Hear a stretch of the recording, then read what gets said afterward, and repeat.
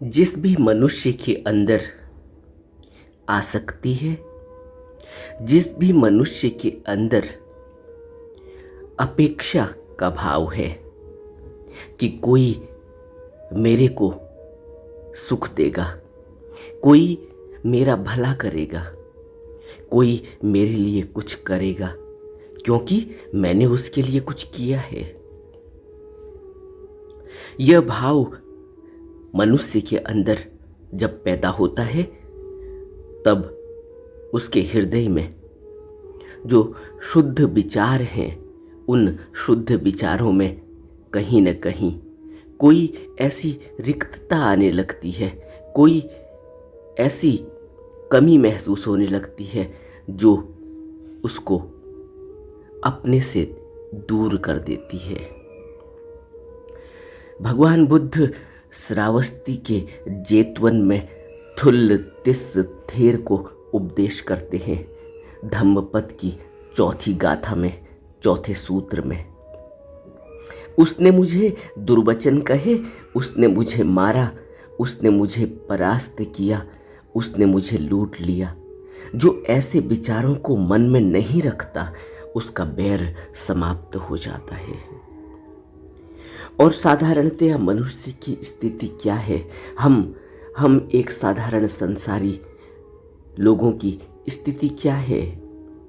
जबकि भगवान बुद्ध का पूरा जीवन हमने बहुत अच्छे तरह से पढ़ा है, बहुत अच्छी तरह से समझने की कोशिश की है और हम मानते भी हैं कि हम जानते हैं भगवान के बारे में।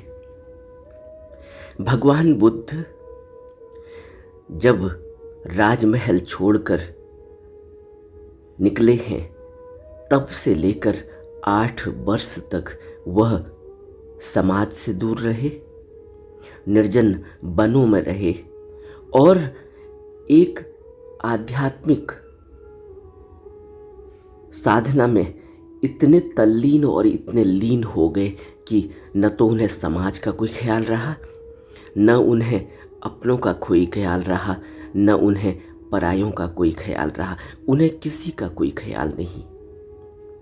वह इन 8 सालों में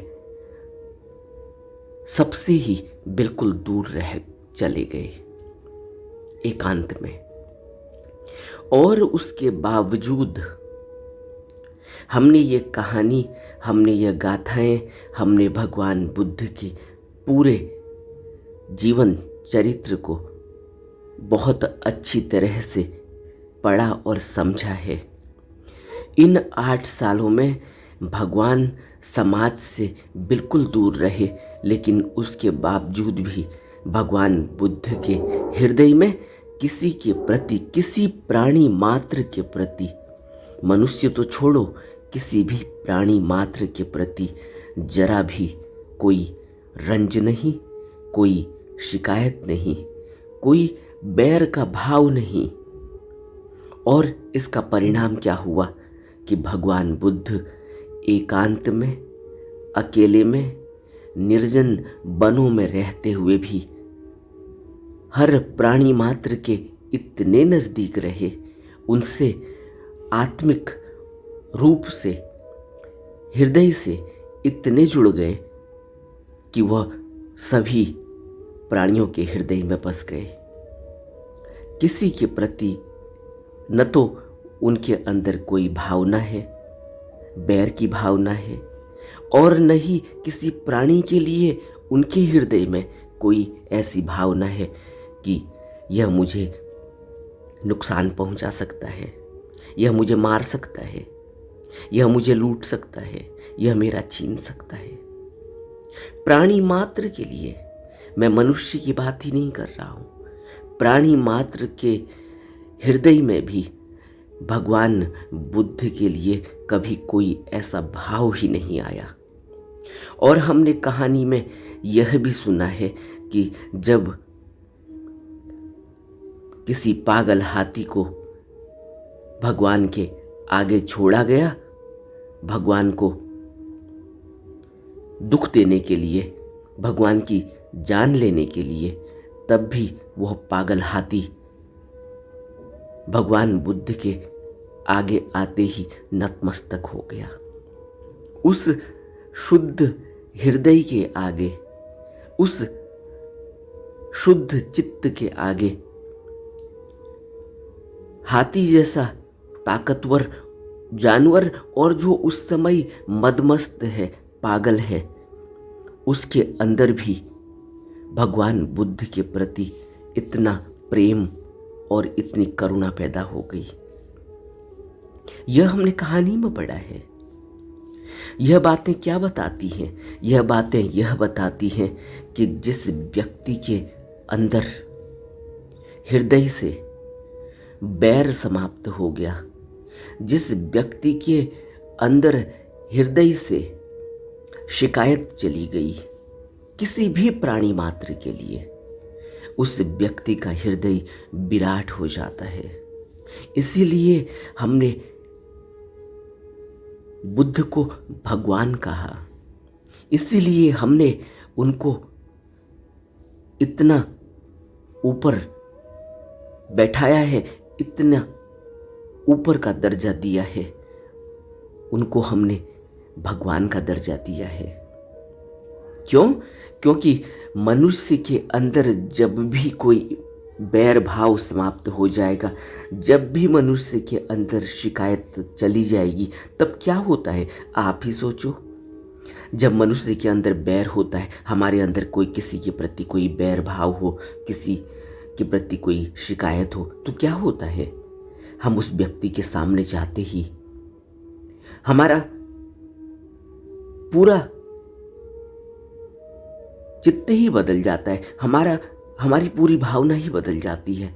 और वह भावना, वह बदली हुई भावना हमारे चेहरे पर देखी जा सकती है। पूरे चेहरे का रंग ही उड़ जाता है, चेहरे का भाव ही बदल जाता है। और कोई भी व्यक्ति आसानी से पढ़ सकता है हमारे चेहरे को और बता सकता है कि इस मनुष्य के अंदर क्या है, किसी व्यक्ति को देखकर, किसी प्राणी को देखकर। यह बैर भाव, यह शिकायत, यह डर का भाव क्यों पैदा होता है? यह इसलिए पैदा होता है कि हमारी एक्सपेक्टेशन, हमारी अपेक्षा कुछ और है। हम असुरक्षित महसूस कर रहे हैं। हम किसी व्यक्ति से, अपने घर के लोगों से, अपने यार दोस्तों से और समाज में जहाँ भी हम चल रहे हैं, जिससे भी हम जुड़े हुए हैं या नहीं जुड़े हुए हैं, तब भी हम समाज से यह अपेक्षा करते हैं कि वह हमसे अच्छा बर्ताव करे। हम प्राणी मात्र से भी यह अपेक्षा करते हैं कि वह हमसे अच्छा बर्ताव करे।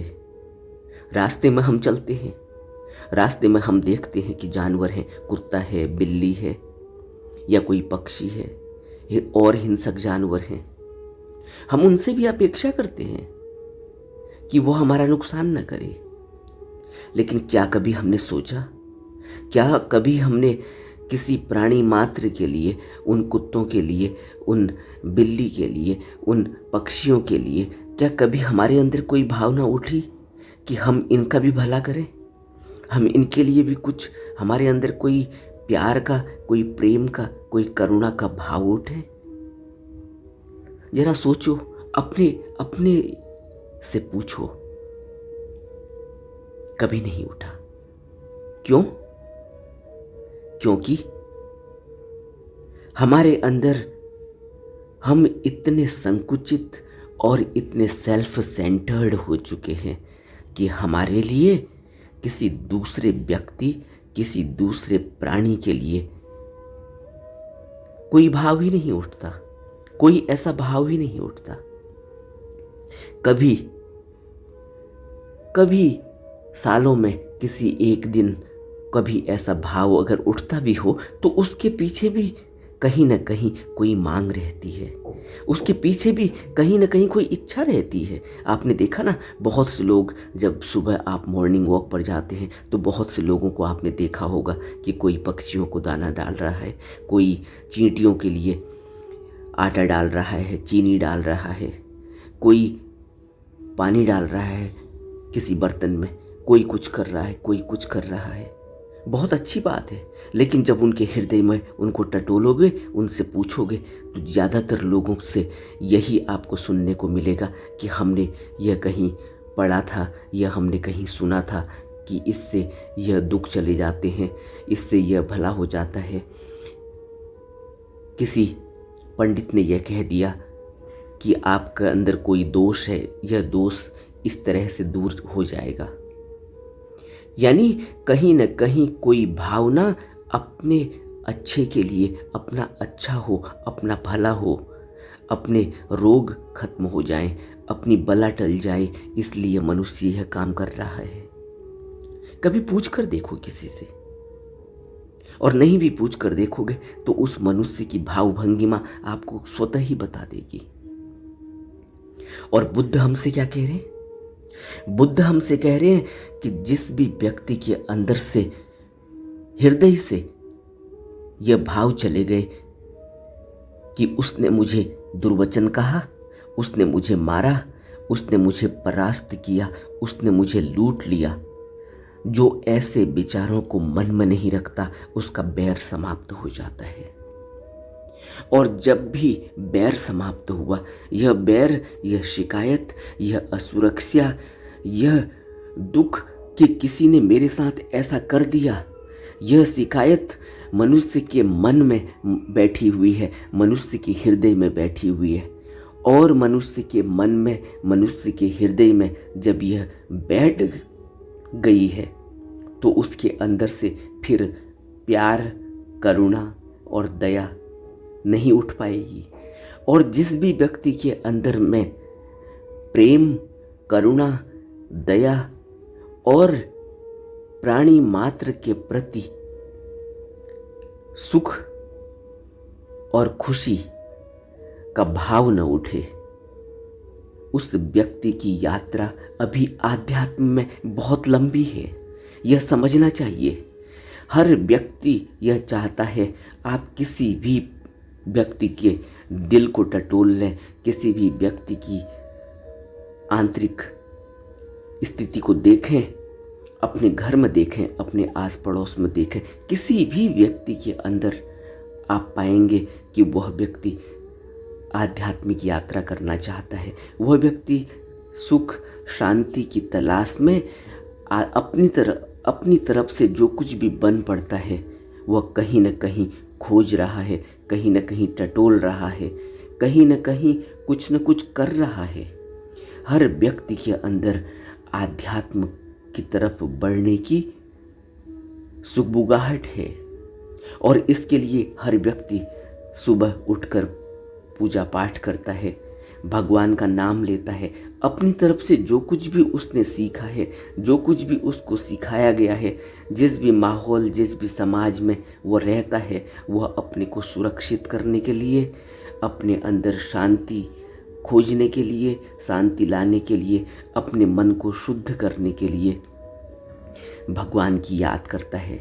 जो भी उसने अपना भगवान माना है, जो भी उसने अपना इष्ट माना है, जो भी उसने अपना मालिक माना है, जो भी उसने अपना गुरु माना है, वह उसके प्रति नतमस्तक होता है, पूजा पाठ करता है, और इसी निमित्त वह दान पुण्य भी करता है, चंदा भी देता है, अच्छे कार्यकलापों में भी रुचि दिखाता है, लोगों को भोजन भी देता है, करुणा भी दिखाता है, सब कुछ करता है। लेकिन पीछे कोने में, हृदय में लोगों के प्रति शिकायत भी है, लोगों के प्रति गुस्सा भी है, लोगों के प्रति नफरत भी है, लोगों के प्रति रंज भी है, लोगों के प्रति द्वेष भी है, गुस्सा भी है, और लोगों के प्रति बैर का भाव भी है। क्यों है?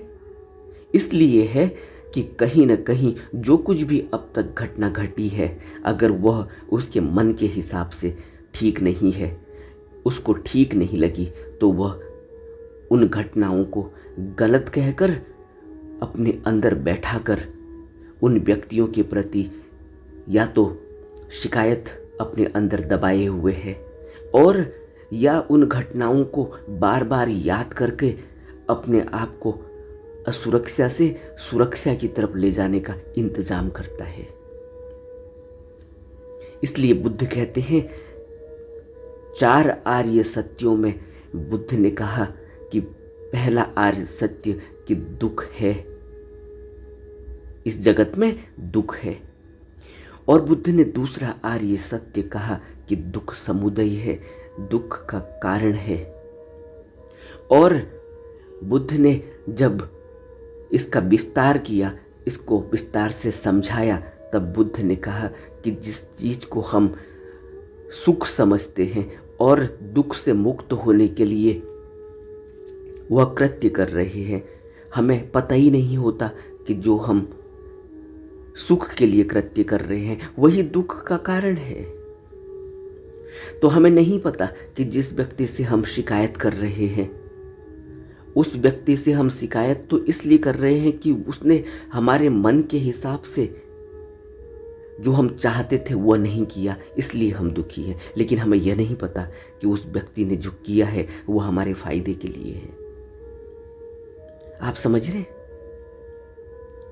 मनुष्य अंधा है, उसकी आंखें खुली जरूर हैं, उसे संसार दिखता जरूर है, लेकिन वह अंधा है, आध्यात्मिक रूप से अंधा है। उसे नहीं पता कि उसका भला क्या है।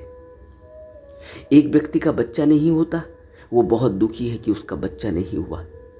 वह अपने आप को कोस रहा है, वह भगवान को कोस रहा है, अपने मालिक को, अपने इष्ट को, अपने गुरु को कोस रहा है कि उसका बच्चा नहीं हुआ। और वह इतने दिनों से पूजा करता है, पाठ करता है, मनाने की कोशिश कर रहा है भगवान को, लेकिन भगवान मानते नहीं। लेकिन उसे यह पता नहीं कि जिस बच्चे को वह मांग रहा है वह बच्चा बड़े होकर उसके दुख का, उसकी परेशानी का कारण बनेगा। क्यों? क्योंकि वो वहां तक देख नहीं पा रहा है। लेकिन गुरु जानता है, गुरु देखता है, और गुरु वही करता है। अगर उसने आध्यात्म की तरफ लगाना है, बढ़ाना है, अगर उसने स्वीकार कर लिया है, अगर उसने हाथ पकड़ लिया है, अगर उसने दीक्षा दे दी है, अगर उसने अपना लिया है, तो फिर वो छोड़ता नहीं, फिर वो वही करता है जिसको करने से आध्यात्म की उन्नति होने वाली है। और अगर वह डिमांड को पूरी नहीं करता तो हम कहते हैं कि ऐसे गुरु से क्या करेंगे जो हमारी मांग ही पूरी नहीं कर रहा है। और कोई भी गुरु जो आध्यात्मिक गुरु है, जो मुक्ति देने के लिए आया हुआ है, जो मुक्त करने के लिए आया हुआ है, वह कभी भी किसी की डिमांड को स्वीकार नहीं करता। वह किसी भी साधक की, किसी भी शिष्य की मन की तमन्नाओं को, मन की इच्छाओं को पूरा नहीं करता। वह तो वही करता है जिससे उसको आध्यात्म में प्रगति मिले, उसकी उन्नति हो। तो मनुष्य के अंदर तो यह आंख ही नहीं है देखने की। वह जिस धन को इकट्ठा कर रहा है उसे यह पता नहीं कि यही धन, जिसको वो कहता है कि अगली पीढ़ी के लिए भी इकट्ठा करना है, अपने परिवार के लिए भी इकट्ठा करना है, उसे यह पता ही नहीं कि इस धन से उसने अपनी पीढ़ियों को बर्बाद कर दिया। अपनी पीढ़ियों के लिए धन इकट्ठा नहीं किया, उनको सुखी नहीं किया, बल्कि इस धन से उनको और दुख में डाल दिया, उनको गर्त में डाल दिया, उनको नरक में डाल दिया। वह इस धन का अब दुरुपयोग करेंगे, अब वो दुराचार करेंगे इस धन से, और अपने कर्मों को इतना बढ़ा लेंगे कि न जाने अनंत जन्मों तक नरक की यात्राएं, अनंत जन्म तक इस भवलोक में आवागमन में फंसे रहना पड़ेगा। लेकिन वह व्यक्ति अभी इतना ही देख पा रहा है। वह सोच रहा है कि मैं भी एक बड़ी इंडस्ट्री खोल लूँ, मैं भी एक बहुत बड़े बिलियनियर और मिलेनियर में गिना जाऊं, संसार के टॉप 10 में, टॉप मोस्ट धनी व्यक्ति में मेरा नाम हो। उसे यह पता नहीं कि इससे क्या होगा। और हम देखा देखी करते, हम भी यही करते हैं। मनुष्य नहीं देख सकता, मनुष्य के अंदर वह आंख नहीं, बुद्ध के अंदर वह आंख है, गुरु के अंदर वह आंख है। इसलिए वह जब स्वीकार करता है, आपने एक कहानी सुनी ना धम्मपद में, बुद्ध जब अपने राजमहल वापस गए तो उसी दिन उनके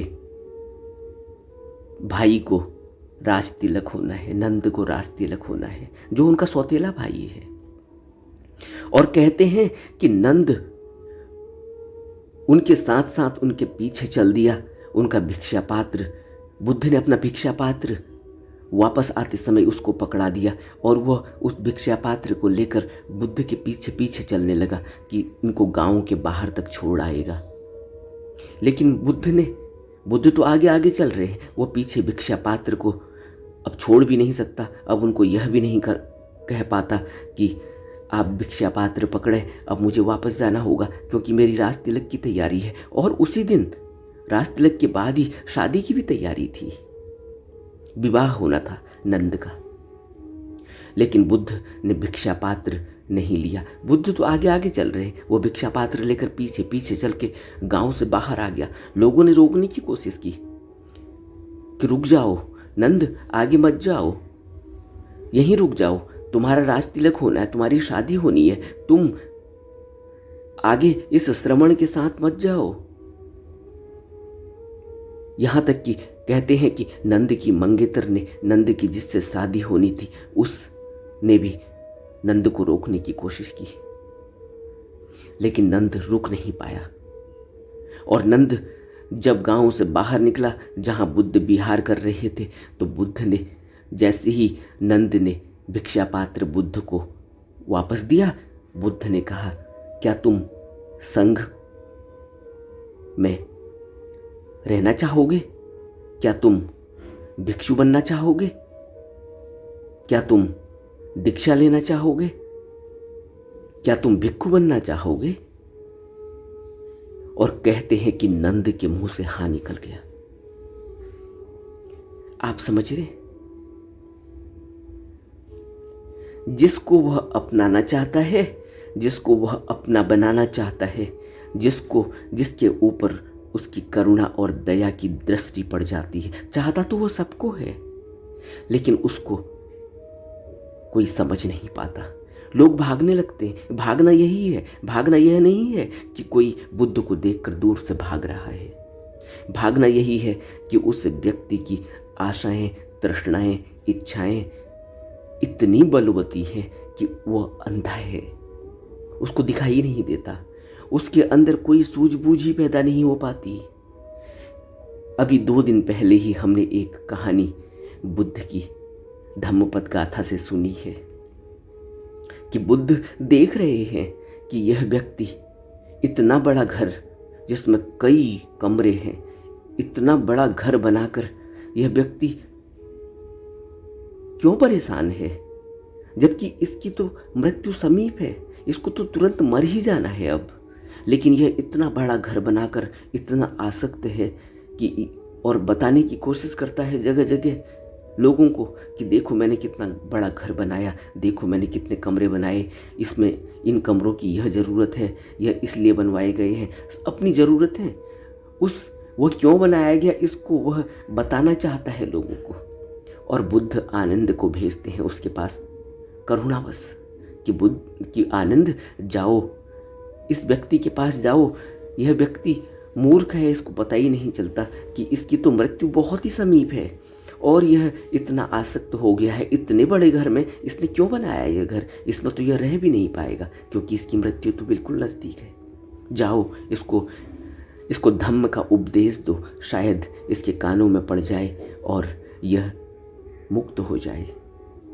लेकिन जब आनंद उसके पास गए, वह धम्म श्रवण सुन ही नहीं पाया।